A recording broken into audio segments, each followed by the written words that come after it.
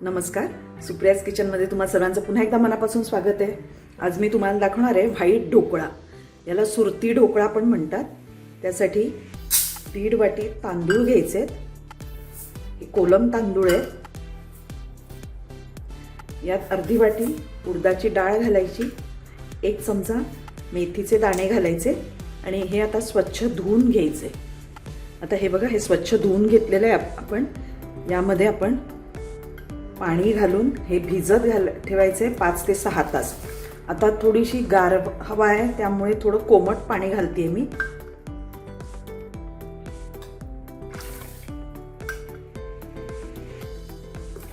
अडीच वाटी पाणी घातलेलं आहे आपण आणि हे आता भिजत ठेवायचे 5 ते 6 तास. डाळ चांगली भिजेपर्यंत ठेवून द्यायचे झाकून. हे बघा, आता 5 तास झालेले आहेत. आपली डाळ आणि तांदूळ अगदी छान भिजलंय. हे बघा, आता हे मिक्सरला लावून आपण थोडंसं रवाळ असं वाटून घ्यायचे. अगदी बारीक पेस्ट नाही करायची. यातलं पाणी मी थोडं काढून ठेवलंय, गरज लागली तर घालायचे. यामध्ये आपण घालूया अर्धी वाटी दही. दही जास्त आंबट असता कामा नये. आणि 1 इंच आलं आणि 2 मिरच्या घातलेल्या आहेत. त्यामुळे आपण हा ढोकळा नुसता सुद्धा खाल्ला तरी छान लागतो. आता हे मिक्सरला लावून आपण थोडीशी जाडसर अशी पेस्ट करून घेऊ. आता हे बघा, आपण ही पेस्ट करून घेतलेली आहे. हे तुम्ही बघू शकताय.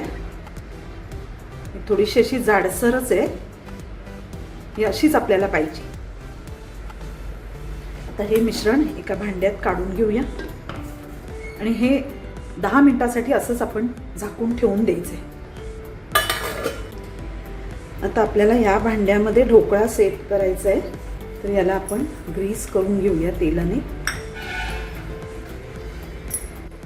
हे बघा, हे आता आपलं ग्रीस करून झालेलं आहे. इथे आपलं पीठ सुद्धा चांगलं भिजलं आहे. 10 मिनिटं आपण हे असंच ठेवलं होतं. आता यामध्ये आपल्याला घालायचं आहे चवीपुरतं मीठ घालूया. यामध्ये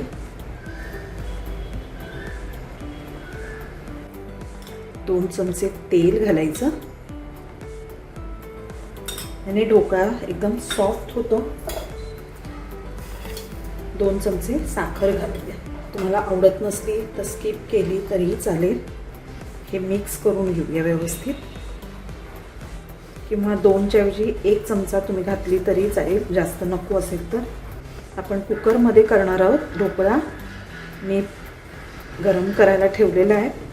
त्यात पाणी घालून हे बघा, ही कन्सिस्टन्सी बरोबर आहे. ह्यापेक्षा जास्त पातळ करायचं नाही आहे. आता हे व्यवस्थित मिक्स झालेलं आहे.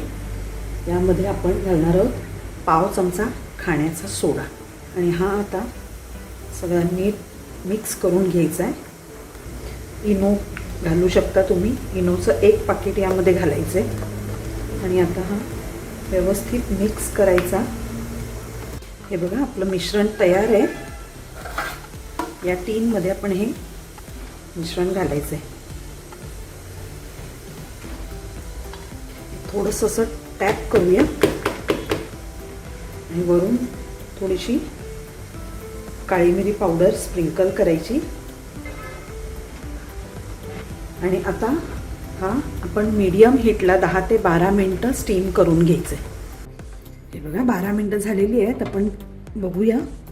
यामध्ये सुरी घालून बघायची मध्यभागी, म्हणजे आपल्याला कळेल की हा कच्चा आहे की झालेला आहे. बघा, सुरीला काही चिकटलेलं नाही आहे. याचा अर्थ आपला ढोकळा तयार आहे. गॅस बंद करूया आणि आता बाहेर काढून थंड करायचं आहे. हे तुम्ही बघू शकताय, अगदी मस्त असा स्पॉन्जी दिसतोय. तर यावर लगेचच थोडं तेल घालायचं आहे.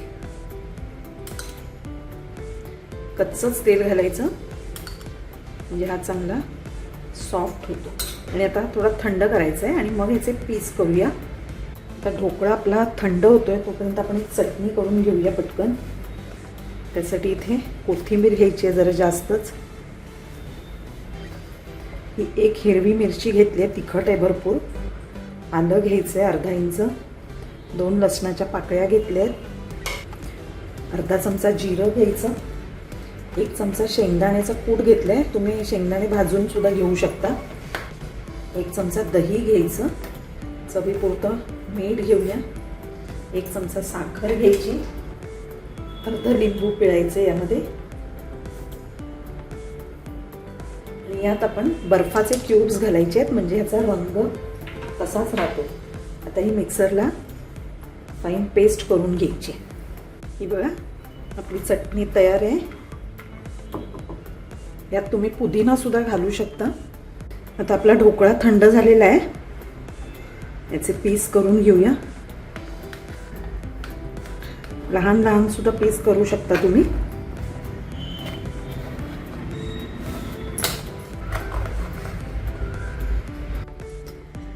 हे बघा आपला ढोकळा तयार आहे, एकदम मस्त असा स्पॉन्जी झालेला आहे.